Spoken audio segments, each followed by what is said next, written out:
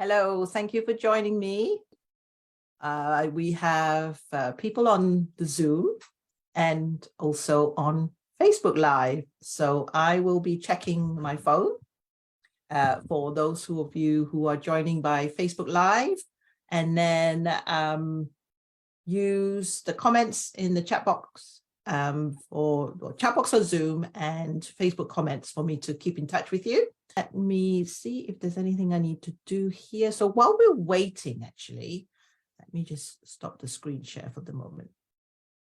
While we're waiting and for me to get to know you a little bit, how about popping in the comments or the chat box, which is the name of your pet or your pet companion, your animal companion, that you really want to have a dialogue with. Maybe it's all of them. Maybe is one particular one. Do you have a pet, or if you refer to them as animal companion, that you really want to have a dialogue with? Share with me their name in the chat box and in the comments, and tell me a little bit about what is it about communicating with them that makes you want to have a conversational dialogue with them. I'm just going to say a few hellos. I'm going to say hi to Joe, who's joined me on Zoom, and Pierre Dad, and on Facebook Live, we have Bettina, Gitte, Vanda, Helen, Sunita. And Sunita has shared that she would love to have a dialogue with Elvis, her cat companion. And Vanda, you're saying Katara is your current foster cat. I have no other animal living with me. Okay. So Sunita, tell me in the comments as well, what is it about Elvis that makes you want to have a conversational dialogue with him? And here we have Nicole is saying she would love to have a conversational dialogue with Arresto. Yeah, what is it about this relationship that you share with your animal companion that makes you want to have a conversational dialogue? And we'll be looking at what does that mean as well. You know, what does we mean about dialogue? And what is it, how is it that you are experiencing communication at the moment? Perhaps you are thinking you should be able to just hear them, so it just makes it easier. And that's really what we're going to be talking about today. So let's go into it. But yeah, I just wanted to know which one of your animals that you are particularly wanting to communicate with. Helen says Sadie. Yeah. When Joe has popped in the chat box here that for her, she would love to have a conversational dialogue with all of her pet companions. And she has 4 horses, 3 dogs, and 6 cats. Going to be lots of conversations. You have a community, you have a big family. Yeah, amazing. Yes, with mine, I still refer to having 3 dogs and 1 cat. Some of you know Donnie, my Bichon. I still feel like it's very recently past November, and I haven't got out of the habit of saying I have 2 dogs, 1 cat. I'm so used to saying 3 dogs, 1 cat, but particularly with my animal communication work, he is so much part of it that when I am introducing myself to you in my professional animal communication kind of capacity, it just rolls off the tongue to say 3 dogs, 1 cat. But when I'm seeing maybe neighbors or friends, I do find myself saying 2 dogs, 1 cat, only because maybe they may not understand so much if they go, oh, what are the names of your 3 dogs? And then I tell them and they go, hey, where's your 3rd one? It's going to be a little bit awkward, but within this setting with you guys, do you do that too? Let me find that out about you. Do you have any of your pets that have passed? That, if you're used to saying, I've got 3 cats, 1 horse, 2 dogs, and say one of your pet companions have passed, what is it like to almost, change the number, like when you're used to saying saying it a certain way. So let me know, is that you too, or is it just me? I still say, yeah, I still say 3 dogs, 1 cat. Okay, we got Carla joining here saying, I would love to communicate with my dog Cody and with my daughter's dog Bentley. Yeah. And Nicole also talks about Spanish is not my thing, as Arresto seems to be a true Spanish aristocrat. So animal communication is a beautiful bridge. Yeah. We also, you've just brought something up. Do you also wonder? Tell me again in your chat box or in the Facebook comments. Do you wonder if your animal companion has come from another part of the world? How does that impact on you having a dialogue with them if you don't speak the language of that part of the world? Does it block you? Do you think it does matter? Do they maybe just look at you blankly when you speak in your own language, and you wonder if it's to do with that as a language barrier? Okay, right, I'll catch up on the Facebook comments in a little while. It can take some time for it to come through, but let me know. The more you let me know, the more I'm able to fine tune what I'm sharing with you to your circumstances. Right, let me share with you what my thoughts are with regards to how to have a conversational dialogue with your pet without hearing their voice, although it might be something that we really want to hear. Okay. But before I do that, in case some of you don't know who I am, and it's lovely to have new faces, not that I can see your face at the moment, new energy. If you're following me recently, or this is the first time you've come by my work, I'm Joanne Yeoh. Still say I'm mum to 3 dogs and 1 cat, of which 1 dog, my Bichon, is now in spirit. I am the author of best-selling book Conversations with Companions. Let me know if you just joined me whether you've got a copy. Put book in the comment if you have a copy, because I've got some news about this book come April, because I've got a special event I'm planning. So if you bought the book, then I would love to invite you to this event. And if you're interested in the book, you are welcome to the event as well. And I am the founder of Animal Communication Insights. That's where I offer communication consultations to pet parents. And I do all my communications live. I use Zoom, and I love relaying communications there and then and bringing the 2 parties together. And I'm also teacher and mentor to pet parents and professional animal communicators. So whoever wants to work one-to-one with me can have that option. So this mini training is for you if you have experienced at least one of these problems when we talk about wanting to have a conversational dialogue with your pets. Now, I'd love for you to put in the comments and in the chat box the ones that you relate to. So you can see there's a number 1 on here. So as we go through, pop in the chat box for me to know which one you relate to. Which one do you experience? Do you experience where you wait to hear the voice of your pet, wondering what they would sound like when they answer you? You ask the question, but nothing happens.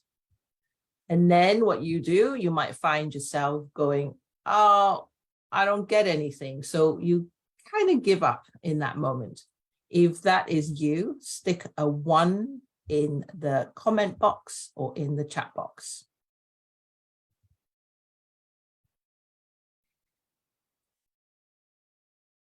You receive a word or an answer, but it sounds like your own voice.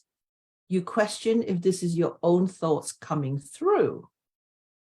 If you can relate to this, put 2 in the comment box and let me know. So what happens is that you doubt yourself and you go into over analysis. Does this describe you?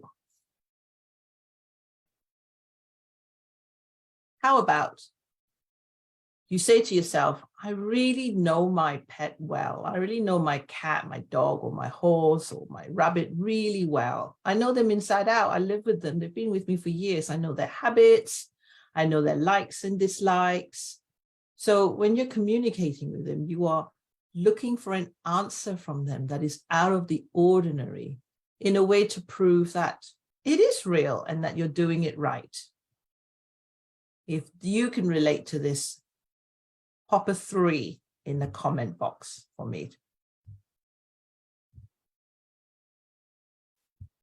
Okay.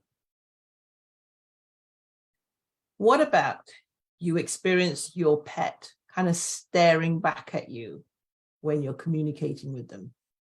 And either they just stare at you and they're just like looking at you and, you know, or they don't appear to take any notice of what you're saying to them at that moment in time. But you know they can hear you, but you can't hear them. So you tend to say things like, I know they really understand me. I don't have a problem communicating to them. But my issue is that I'm not able to hear what they're saying. Is that you? Does that describe one of your experiences? And if it does, pop a 4 in the chat box or in the comment box. Now checking to see what's coming through. How about this one? A professional animal communicator, when they're talking to your pet, it seems like your pet is conversing with them. They're having a good old chin wag or a chat, and, you know, it's like it's all in speeches. So when you compare yourself with others, you doubt whether you're gifted enough to do this, because you tend to say to the animal communicator, wow, this is just so amazing. It's like, you know, my animal giving you such incredible messages for me, and just the way that it's coming across. And then you think, wow, I don't seem to get that. I don't experience that. So you start to doubt whether you're gifted enough to do this. Maybe you're just not amazing enough. Is this something that you have thought about? Does this kind of cross your mind? So if it does, put a 5 in the comment box.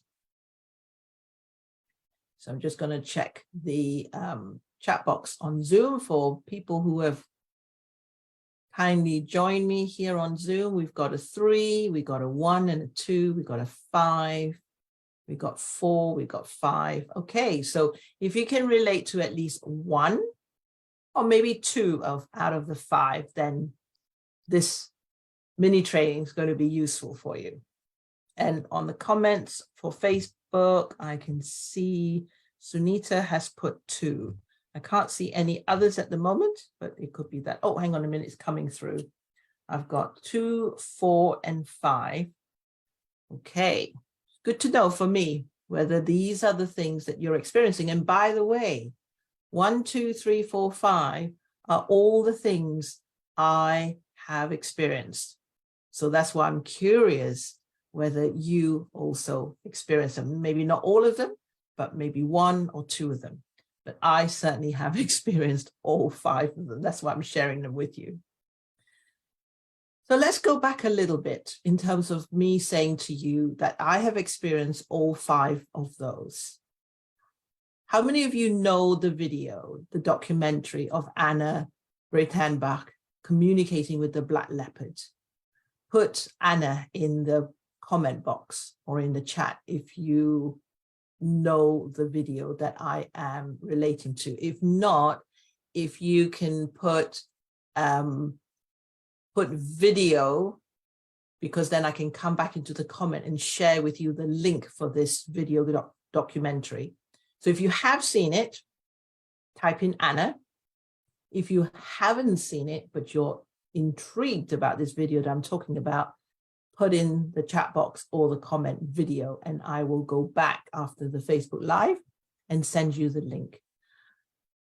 Well, I watched this documentary video 6 years ago. I just stumbled onto it, and it completely wowed me. I was in awe of how Anna could hear what this black leopard was talking to her, was saying to her. And I just thought, oh, this is so magical. Like, this story was so beautiful about how this black leopard was really struggling and was, you know, the sanctuary keepers were afraid of this black leopard because it was quite aggressive and they really wanted to give it a good life and it never wanted to come out of its enclosure. And they were really struggling. And then Anna came along, sat with a black leopard and depicted a situation where she listened and then she relayed what this black leopard was telling her. And it completely changed, you know, changed the lives of the leopard. It changed the lives of the sanctuary keepers that were looking after him as well. So I just thought, this is what I want to do. It moved me so much. So then I just thought, I'm going to give it a go. And then when I tried to communicate with my own animals, I didn't have this experience at all. I kind of imagined that I would just hear, you know, my animals talk to me, because I wanted it to be how it appeared, the way that spirit, the black leopard, was talking to Anna. And then I thought, no, she's amazing. So, you know, like, there's no way that I can do that. But I was still interested enough to explore more about it. So I booked on some courses and I started to read books about it. And then I found that I could receive information from animals and actually have it verified to be correct. Yet, still didn't have the animals talk to me in the way that I thought that they would.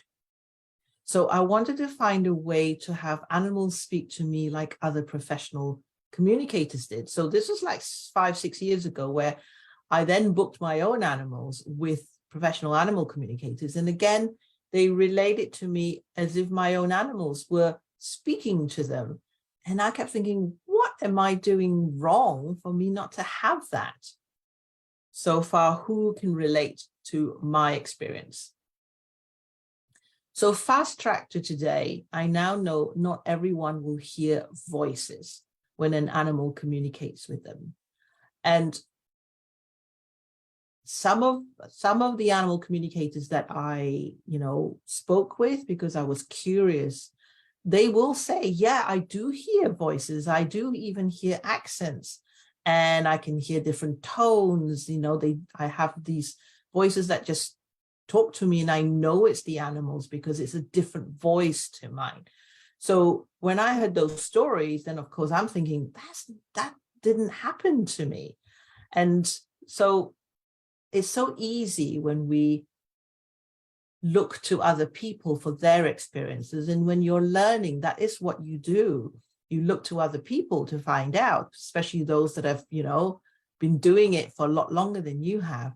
But I will say to you, you know, in this sharing, that I never heard voices in my head. So I did almost at one point think I can't communicate with animals because I don't hear them like I imagined that I should be able to.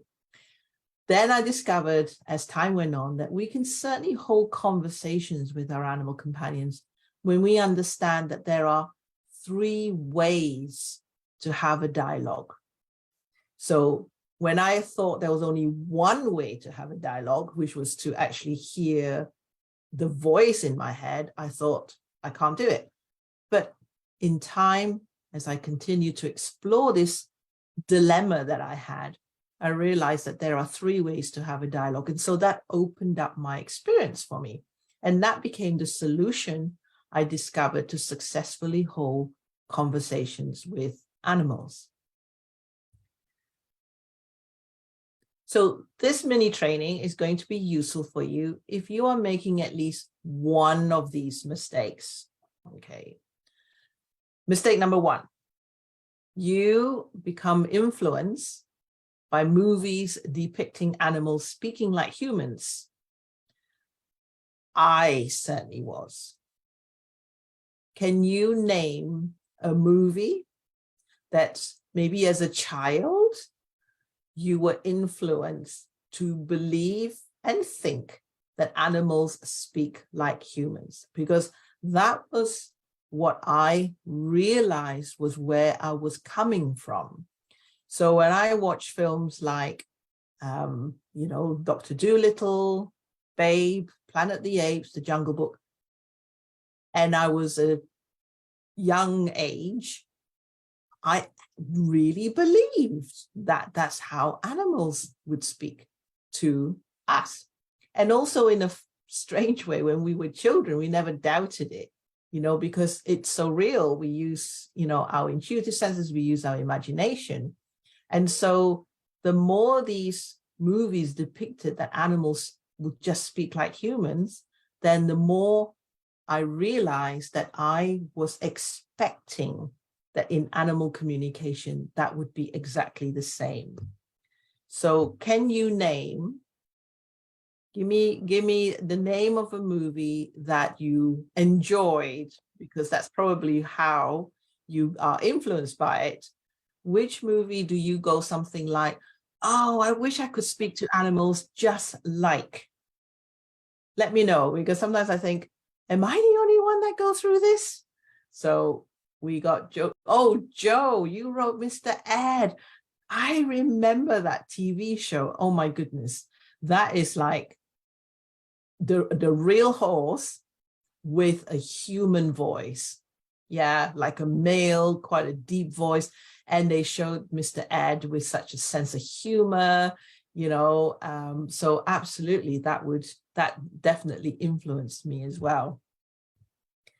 Now, let me just see. I don't think, oh yes, I can see Francis saying, oh yes, Francis, you've seen the video. And Helen, I will give you the link for the video. Sam, the movie that influenced you with regards to animals speaking the human language is The Lion King. Oh, and what a beautiful, beautiful film that is. So again, when it's so moving to have all of that, it starts to help us, or starts to kind of create this picture in our belief that that is how animals do speak, or it creates the desire. I think that's what it does. Would you say that that's the case when you watch movies where the animals are speaking just like the humans? Does it create this desire, and it makes it like really magical, doesn't it? Imagine like your dog suddenly speaking back to you. I mean, I can imagine two reactions. Yeah, imagine if your dog suddenly really spoke to you just like a human. I think, number one, I think we would freak out. Let's be honest. As much as we wish they would, I think we would freak out. But what I suppose what my point is here is that just be aware that it could possibly be that when we have watched these films, that's what we aim for. Is almost like, I want to be able to hear my dog, my cat, my horse, my rabbit, the way that these movies have depicted animals speaking like humans. And what I'm saying to you is, this is something I found to be a mistake, because when I expect that, then when I don't get it, I immediately think I'm not doing it right. Okay. So the second mistake, as I would call it, is applying human conversational rules to animal communication. So when you're saying things like, oh, I don't know if I can hear my dog. One of the human conversational rules I find that we apply in animal communication without even realizing we're applying it is, we ask a question to our dog, and let's say there's a gap, there's like a pause, and you don't get anything back. The silence. Right. So if I say to you, if you apply that in a human conversation, you would immediately see that as the conversation is not happening, that you're not saying it right, or the person doesn't want to speak to you, or the person is rude. Not that we would have, view animals as rude, but we start to make conclusions like the animal doesn't want to speak to me, or the animal doesn't understand me, or, I'm not doing it right. So if we start to apply human conversational rules to animal communication, it can create confusion, really, and stop you from opening up to what it is that animal communication conversations are about. And then the third one is so subtle. The mistake in not differentiating between repeating and translating. So once again, I'm sharing these three mistakes with you because these were the three mistakes that I made without even seeing them as mistakes. Does that make sense? Yeah. So the third one was a curious one for me because this is where I am making conclusions about a professional animal communicator telling me what my dog is saying to him or her, and I'm listening to it and I'm thinking, wow, I wish my dog would just talk to me that way. It's just so effortless. And there's so much information. Wow, my dog just didn't stop talking. He had so much to say. And the misunderstanding that I had before I really understood how animal communication works is that I thought that my dog was just talking to the professional animal communicator and the animal communicator was repeating it. So if you were repeating something I'm saying, you would literally say every word that I'm saying. And you can really only do that if you can hear me talk. Now, this is the first time I'll have to be honest with you about this. This is the first time I'm sharing this concept. So you're kind of like my research. You're kind of like my test. So I'd love to know if that makes sense to you, that when you're watching a professional animal communicator relay to you what your dog or cat or horse is saying, there's a difference between thinking they're repeating what your dog or your cat or your horse is saying to the fact that they're translating what your cat, your dog, and your horse is saying. I wonder if you get that there's a difference between repeating and translating. Okay, so we got in the Zoom room here that Nicole is saying absolutely and yes. Okay, so the last point there is, like I say, the first time I'm sharing this with you. And at the end of the day, I don't have all the answers. What I do have are my own head and heart working out these, these kind of thought processes, because what I don't want is for us to struggle with animal communication. What I don't want is for us to feel like, oh, I can't do this, or my animal doesn't want to speak to me, because I just don't believe that's true. So if we take away all the obstacles, it's like, what is actually happening? So this is why I decided that if we drop even one or two of these, you will be on your way to be able to have conversations with your pets. Would you agree with that? If you drop the fact that you expect your animal companion to answer you back just like animals in movies do, if you choose to drop the expectation that the human conversational rules should also apply in animal communication, if you start to recognize the difference between repeating and translating when it comes to animal communication, I wonder if that would shift you forward when it comes to conversing with your pets. So that's the whole point of really kind of getting our head around what is it that we do automatically without realizing it, and what we do automatically without realizing it, that causes us to go, why is it not working? So I want it to work for you. Okay. So here's the solution. I think what I said to you was the solution came when I realized there are 3 ways to have a dialogue. We have the verbal commentary, we have the internal speech, and we have writing. So again, perhaps it didn't really cross your mind that writing is a dialogue. Maybe it didn't cross your mind that internal speech is a dialogue. It's far more obvious that verbal commentary is a dialogue. So we base, again, our definition of having a conversation with our pets whereby it's verbal, i.e., we are being verbal with them and they will be verbal back with us. But when you realize that there are 3 ways to have a dialogue, it opens up the options of having conversations and dialogues with your pet.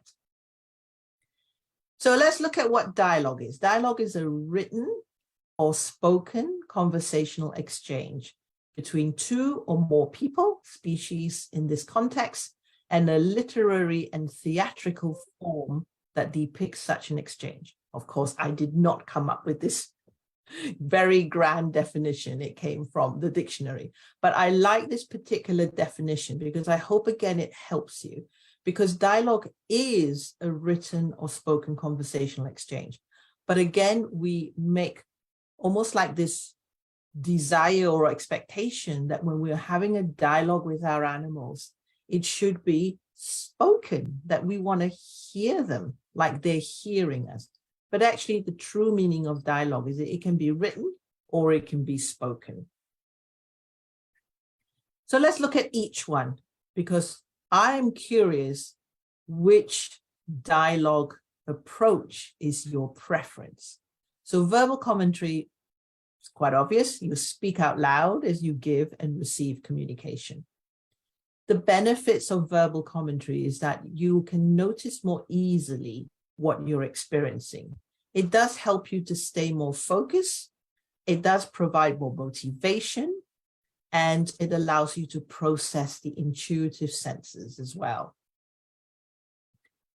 So the internal speech, so the internal dialogue is the result of certain brain mechanisms that cause you to hear yourself talk in your head without actually speaking and forming words. When I read that, it was like, yeah, that makes sense. You know, like when we question ourselves, oh, I'm just talking to myself, or I'm imagining it. Actually, no, you are having an internal dialogue because to do with the brain mechanisms.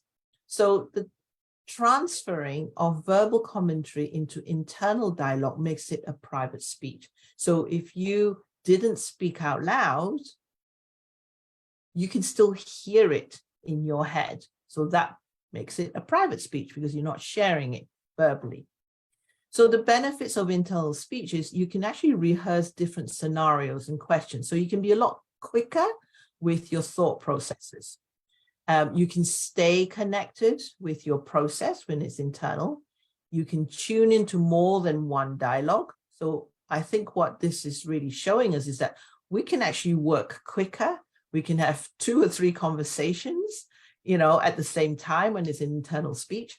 So information is much quicker when we share it through internal speech.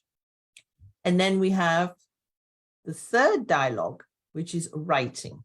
So this can be script format or through storytelling. What are the benefits of writing as a form of dialogue? This is where we can really capture a stream of consciousness in action.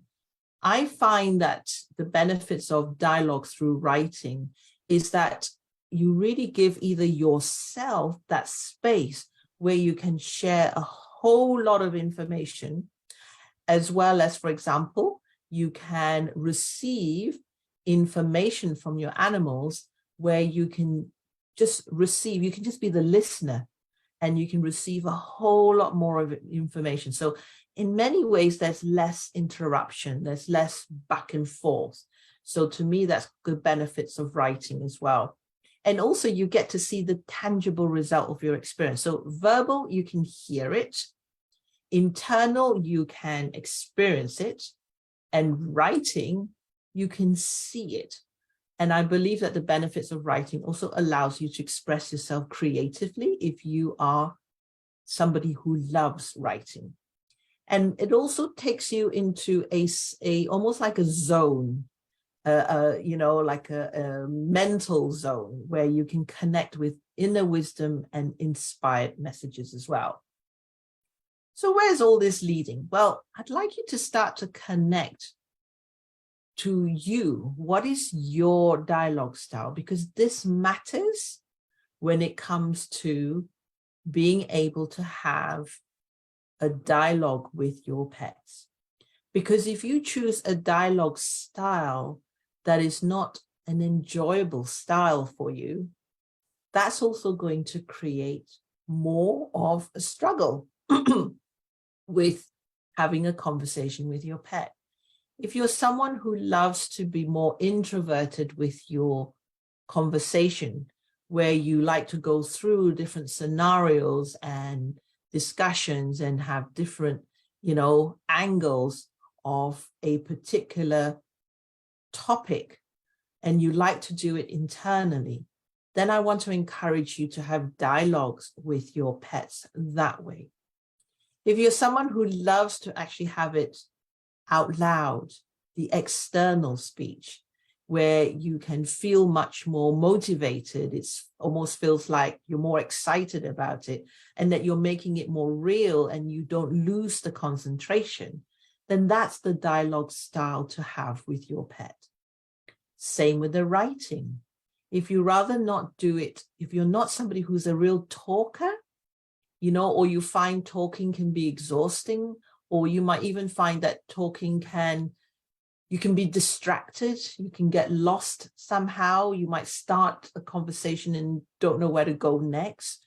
So writing also allows you more time to decide what's the next question you want to ask or how you're receiving the information. So let me know your dialogue style. Would you be verbal, internal, or writing? Which is your dialogue style? Because this is where the magic's going to happen. Number one, dropping the mistakes or eliminating at least 2 out of the 3 mistakes as a starting point. Then really getting to know your preferred dialogue style. And then you can move forward. I'm going to try my very best to depict to you what happens when I receive a communication and how it might be perceived by you. Would that be the same experience that I'm having? Yeah, let's see if that makes sense. So we know that animals in the universal species language, we use visual, sound, smell, taste, emotions, and sensations. So at this moment in time, can we or do we agree that this is the universal language for humans, for animals? Yeah, so instead of thinking about those movies like Dr. Dolittle or Scooby-Doo or Mr. Ed or Lion King, okay, the universal language that we speak, we use, as well as our animals use, would be the intuitive senses of visual, sound, smell, taste, emotion, sensation. Okay. So what happens when we are communicating with our pets? They can be sharing with us the visual, the sound, the smell, the taste, the emotion, the sensations. How we receive it isn't necessarily exactly, I don't believe, how they see it, smell it, taste it, feel it, because we receive it the way that we can connect with that information. Now, how do I know that? Well, I have done lots of kind of research where I get together with other animal communicators and we connect with the same animal. And we can have similar information, but we don't have exactly the same information. So remember that we are so quick to go, oh, she got that, but I didn't get that, so I got it wrong, or I got it a little bit like she has, but she's got a lot more than I did, so I kind of got it right. But I have really used, members in my group where we've done lots and lots of exercises where 20 of us at one point communicated with the same animal, and we brought together everybody's information, and we actually physically would, highlight all the similarities and looked at all the differences. So I'm going to say that how I receive an information from one animal and how you receive information from that same animal can have similarities, but not exactly the same, because it's got to be our interpretation of it. Yeah. Could you just let me know if that makes sense to you so far? Yeah, just put in the chat box, makes sense, or put something like similar, so that you're not still wondering whether you're doing it right because somebody else got something and you didn't get it. Okay. So where I depicted just a previous image where I'm not receiving it exactly as, the animal is sending me, now I'm going to turn it into a dialogue. So this can be verbal dialogue, this can be internal dialogue, and this can also be writing. So I start to receive these information through visual, sound, smell, taste, emotion, sensations. And then I start, say, if I choose external verbal commentary, I start to say it out loud. So I might say something like, oh, hang on a minute, I can see you stretching out in the sun. That's my translation. Why?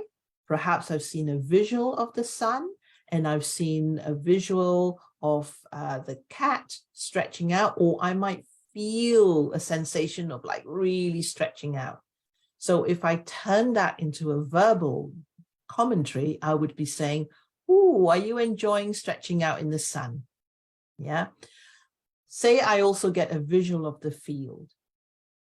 I receive it as a visual, but if I turn it into a commentary, I will actually be writing or saying, oh, I see a field. So far, does that connect in with your experience? Does that make sense?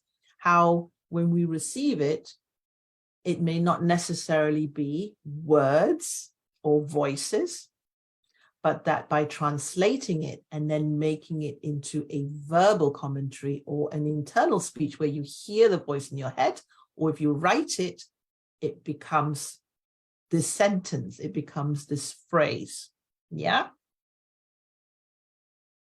And then this is where it all happens. When go back to the video of when I watch Anna and the Black Leopard, I believe this is the way it works. So there's the same cat sharing all the visual, sound, smell, taste, emotions, and sensations. And then say the lady in red, that's the person's, the animal's person, listening to the animal communicator who is translating the information based on his or her ability to put all the pieces together. So, for example, the animal communicator is going to be verbally, external speech, say to the cat's person, oh, he's telling me about this field where the sun is warm against his skin and he can hear the rustling of the leaves. So just taking that speech bubble there, the animal communicator is most likely experiencing, say, a visual of the field, a visual of the sun, a sensation of warmth, the sound of the leaves, or a sound, and then maybe a visual of leaves. And then it's like, woof, being able to translate that. Okay. Does that make sense so far to you? I hope so.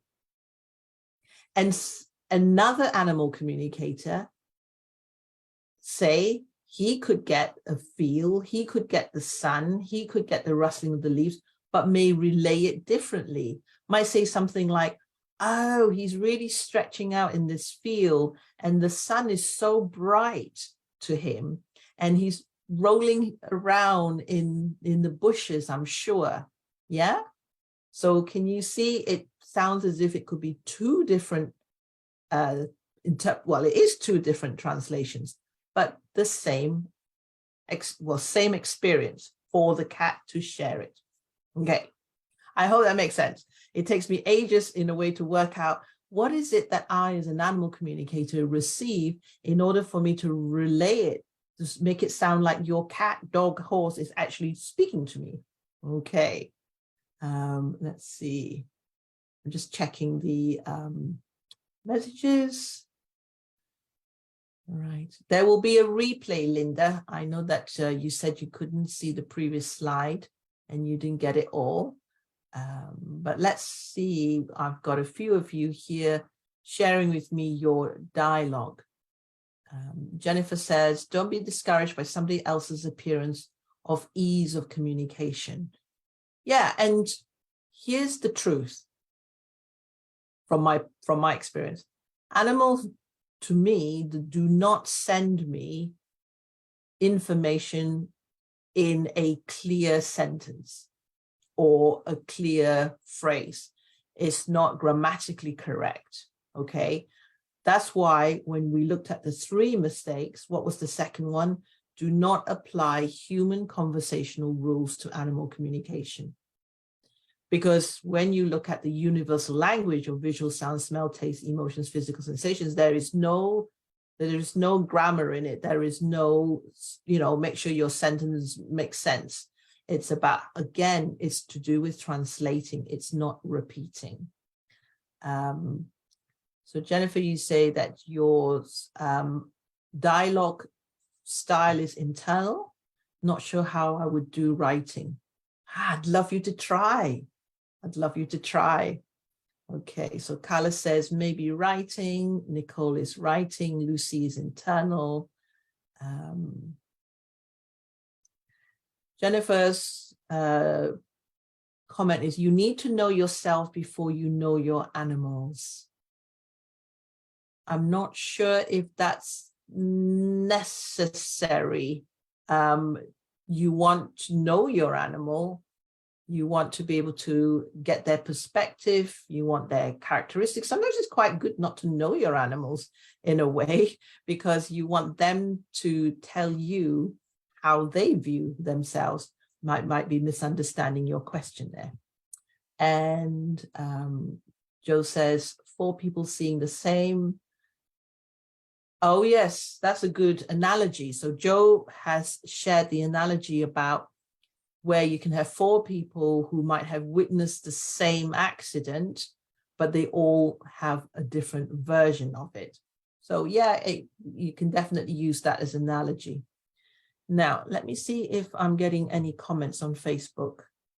I don't seem to be able to refresh my screen. So Piedad, can I call upon you? Do you have any comments on Facebook that needs my attention?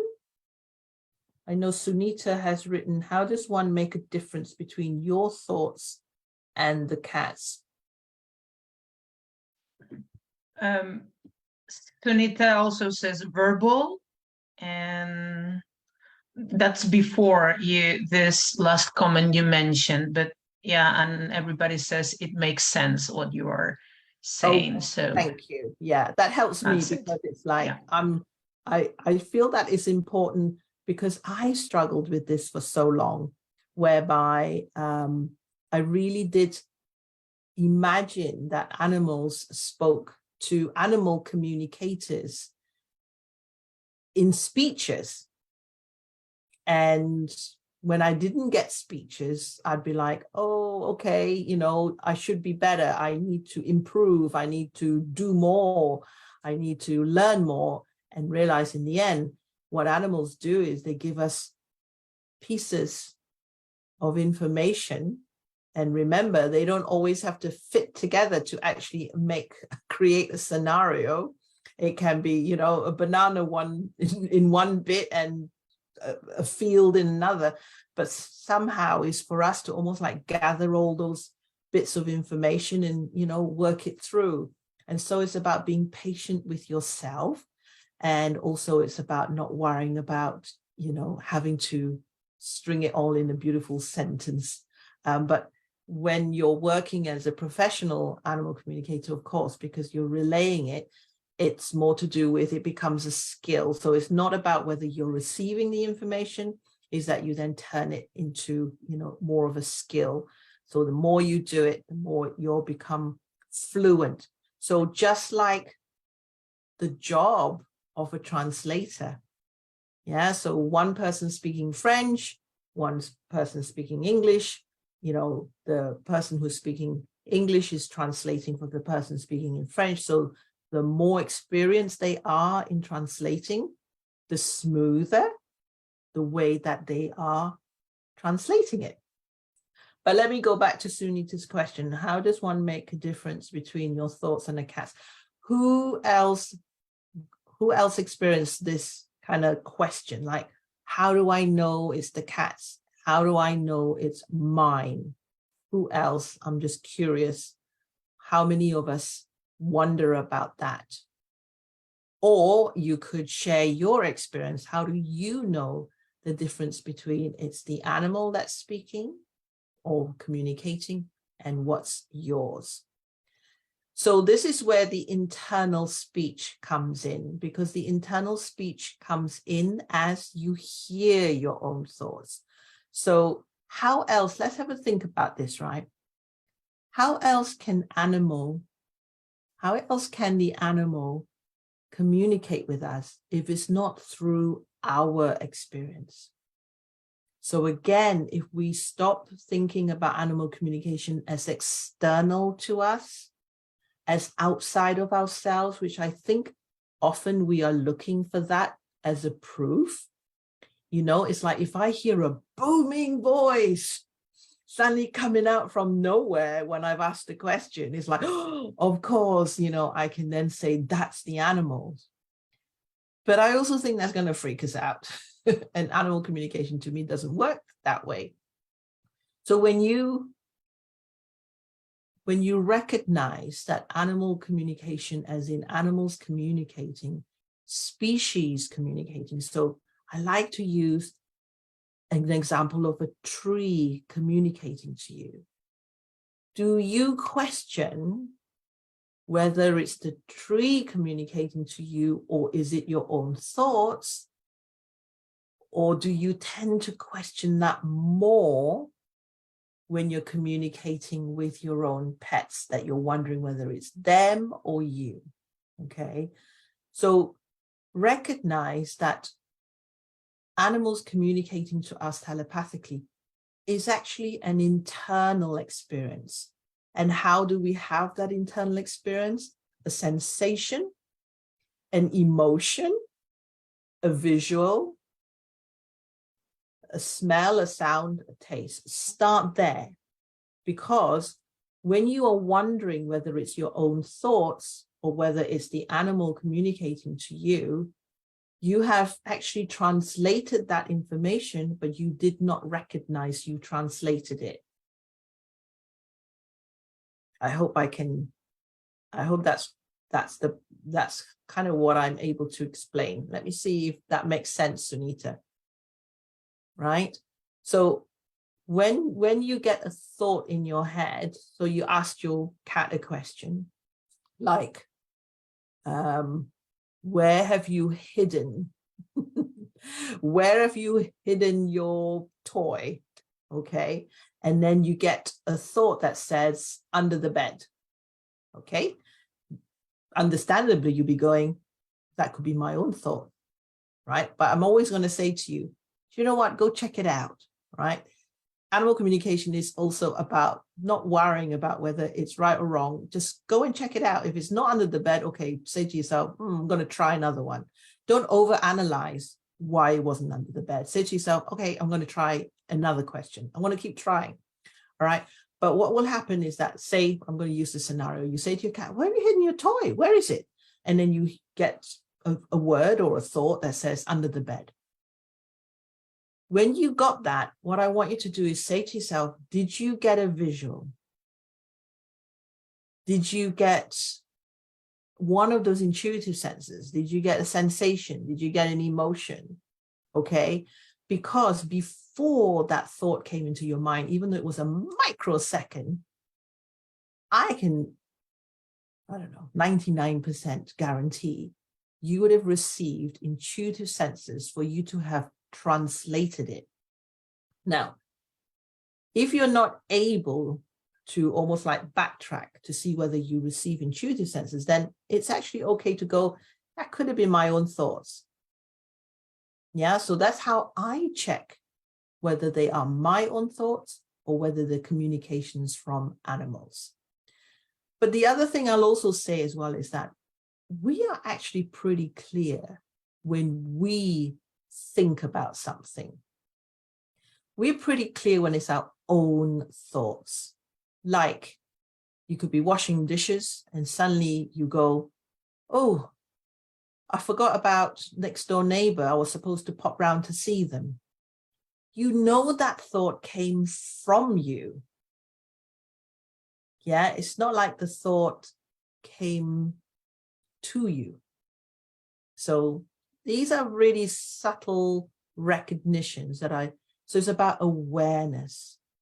So the short answer to your question, Sunita, is awareness. Start to be aware of when you are thinking your own thoughts, right? And I tell you what's the best thing to know whether it's your own thoughts: worry thoughts. If you worry a lot, you know they are your own thoughts. It has a different kind of, you experience it differently. It comes from you. You created those worry thoughts. Yeah. So communications from our animals is almost like, oh, but I want you to double check. I want you to check yourself and go, okay, when I got that information that I'm thinking is from my animal, just before that, what intuitive senses did I get? Okay, so that's my way of checking. And by checking it that way, I have really, really grown in confidence. Sandy has a question. What can I do if I get nothing at all in any way after I ask questions of animals? Right. For those of you who can't see the chat box because you're on Facebook, Sandy, I feel you because you have written the word nothing at all in capitals, and you've written the word Annie in capitals, which means this is something that you struggle with. Even I'm like, oh my God. By the way, Sandy, I'm with you. My first 2 years of animal communication, not all the time, which makes it even more scary, was that there were times when communication would flow or I would get enough information. And then there'll be other times when I get nothing. And then you try and you try and you try, and then you think, oh, and then you kind of feel pressure, particularly if it's not for your own pets, and you're the person that you're, helping, or if it's part of the service that you offer, then you have the pressure. So those of you who have been working with me for many years know that this is my favorite topic of conversation: what to do when you get nothing. Let me say this to you, Sandy. Go back to the memory of a communication with an animal where you got nothing. And what I'm going to ask you here is, can you recall the emotion or sensation or even texture of the nothing? Can you share with me in the chat box? Because this question is going to help, I'm sure, a lot of people. Anybody here on Facebook have the same dilemma that you get nothing from the animal? So when you get nothing, number one is do not panic. Because remember, we go back to the 3 mistakes, applying human conversational rules to animal communication. Because when you are communicating with a human being and you get nothing, we immediately make conclusions about what that means. We feel rejected. We think, I'm not doing it right. And then you go, I cannot have nothing, because it's almost like that's not part of the rules when you speak to someone, that they don't answer you. Okay. So you're saying I get no sensations, etc., and no reaction from the animal either. No. Okay. So you're getting, when you say no sensations, you're getting a sensation, because you can't have no sensation. So what would be, so I want you to tune in a bit more. So would that be like you've hit a brick wall? Is it dense? Is it light? Okay. Is it black? Is it dark?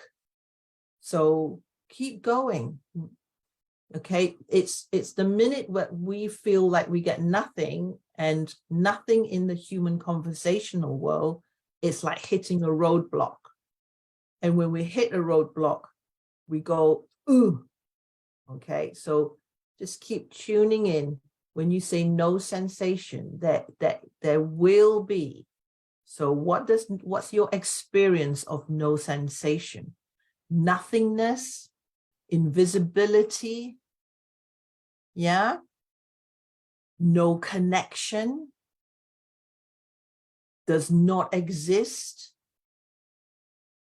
Could you still visually see the animal even though you got no sensations? When you say no reaction from the animal, is that a sensation you have, or was that visually the animal did not react, just stood and maybe just looked at you and did nothing? So keep going, Sandy, while you got me here. Right. Anybody else got any other questions while Sandy I'm making Sandy work. So I want you to really tune in. It's all about awareness, and there is always a reason that the animal is sending you nothing. So when you come from that perspective, you then don't be afraid of nothing. Okay. So I'll wait for Sandy to share more. So I think Sunita's got another question on here that says, how about when you ask a question about their physical need or preference? I think I've lost the context on that one. So if you can help me out, or I can kind of reply. When you ask a question about that. Joanne, she referred to how to tell the difference between her own thoughts and her cat's, for example. Oh, I see. It's the same. Yeah, it's the same, but I think that you made it clearer for her. Yeah, okay. So if your cat has a physical need and you're wondering whether you are thinking it instead of your cat. So say your cat says, I want attention. And then you're like, oh, I know this about you. You always want attention. Okay. Use your intuitive senses. Say to your cat, if this is you sending me this information, give me a physical sensation, give me an emotion, give me a visual, so that you're asking them to expand on the information that you've received. So if you say, I don't trust that this is from you, can you send me a physical sensation within my body, for example, right now to confirm that this is you? Because remember, animals want us to understand them. Animals want us to communicate with them. There is no reason why they are trying to make anything difficult for us. If, first 2 years, I thought, oh, you know, animals are like, must be fed up with me because I'm not very good and I'm not quick, you know. And it's like, hang on a minute. It's like a total misconception of what animals are. Animals like loving, unconditional. They're patient. They want us to understand them. They want to get their voices heard. So if we don't feel like we're really receiving anything, we ask for their help. You know, so just to kind of go back to Sandy, when she's saying, I get nothing, you could just double check with the animal. Are you getting nothing because this conversation could be stressful for you? Are we getting nothing because I am not making myself clear? Are we getting nothing because you're actually struggling to send me information? Am I getting nothing because you are actually feeling trapped and blocked? So it's not just about us, but it's about the animal. So I would really want to check in with the animal. Is your energy really blocked? Are you stressed? Are you feeling, you know, are you traumatized? Is, you know, what's going on? Share with me. And it may be that for those of you who do healing or meditation, I would start there. If I feel like the animal is not giving me anything, it could be that I just need to let the animal relax and maybe check their energies and check whether they've got any blockages in their energy. Okay, so Sandy, you've written nothing in any way at all, like I haven't asked anything of the animal. I can interpret my dog's body language of what he wants, but my observation, but not two-way communicating regarding asking questions. Okay.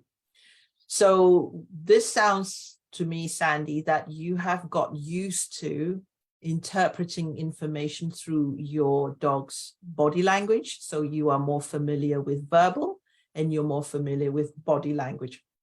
I tell you what, this is just a perfect kind of into me wanting to share with you that I can answer your question or help you more when it comes to Saturday, the 18th of March. Oh, by the way, just before I say that, just to conclude, when it comes to having a verbal conversation or a dialogue with your pet, it's through the act of translating the intuitive senses experience that creates the dialogue experience, okay? So it's translating using one of the dialogue approaches. So Sandy, I think for you, it's a lot more than just kind of going at it. There's so much that there is when it comes to understanding, you know, that we are making unconscious mistakes that we don't realize is what's creating, you know, the situation where you feel like you're struggling. So I have a webinar, a free webinar on Saturday the 18th, same time as when I did this Facebook Live, where I go through the 3-step method for mastering animal communication, and the same method which has helped hundreds of pet parents to understand their companions without the language barrier. So when you get nothing, you're actually coming up against a language barrier. All right. So it is a very,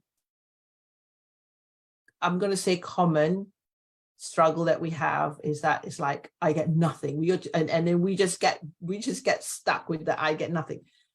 When you relax and go that there is a reason for nothing, it's about a different way of connecting with your animal when you are, and us as pet parents have become so used to leaning into our animals' body language and verbal language in order to understand them. So animal communication is incredibly subtle, it's an internal experience. It really requires for you to have awareness. But wow, when you cultivate that awareness, the information is so rich.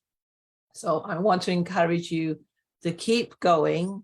And when you hit something that makes you feel frustrated, say to yourself, it's not because you can't do it. We have these unconscious mistakes that we're making. And in the webinar, there are actually 8 mistakes that I'm going to be sharing with you. So I hope that you can join me for the webinar. If you have registered, then you'll get reminders for it. If it's the first time you've heard about the fact that I'm running a webinar, stick in the comment box, stick in the chat webinar, and then I will send you the link to register for the Saturday, the 18th. Okay. And brilliant. So we got Carla, we got Lucy. Come on to my Facebook page. Are you on Facebook? You're on my mailing list, aren't you, Carla and Lucy, for you to come on to thing. So check your inbox, because I have written to you with regards to the webinar, but I will send you the link as well. So I just want to say thank you for spending time with me on Facebook Live as well as on Zoom. And in many ways, I've covered a lot, but just know that there are mistakes that we're making, and these mistakes are unconscious. We apply so much of our human expectations, and that's really where, if we can eliminate that, then it doesn't have to be a struggle. So thank you for giving me feedback. Thank you for sharing with me, how things are with your pets. Keep at it. Keep following me. Keep coming to my webinars. Keep coming to my Facebook Lives. Keep reading my posts. And I'm here to help. I'm here to help you work it out. All right. So thank you so much. See you soon. Bye-bye.